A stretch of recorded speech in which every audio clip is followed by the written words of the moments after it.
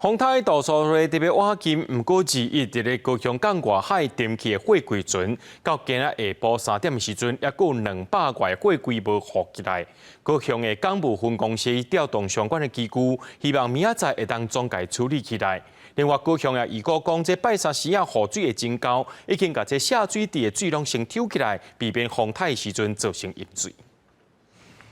那些货柜卡伫风平头渔港，也是中门山堡附近，陆续吊挂进花。高雄港外海日发生外国籍货柜船沉船事故，经过这几天一直拖入来，到24下晡3点，也是有200个货柜线伫岸边，也是海内，连屏东东流航线都看得到货柜。委任的处理船队已经以空拍机的方式进行相关搜寻，在安水域的部分，已达到加速处理的进度。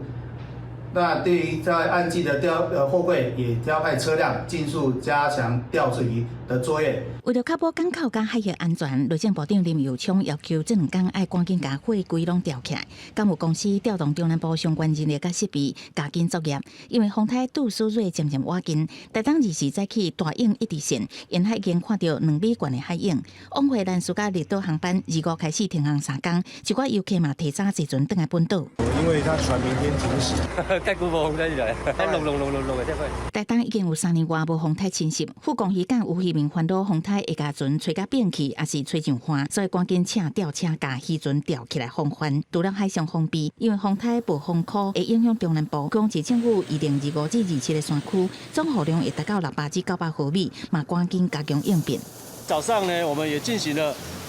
相关的抽水设备的一个防洪测试。都惊水未消透淹水，水利局透早就整备真侪抽水站，确认各欠水池、水漏河坑，也是维持计水位。市长陈其迈下晡嘛去视察，表示相关局处已经做好最后的准备，嘛提醒民众一定要注意这个风台侵袭。记者综合报道。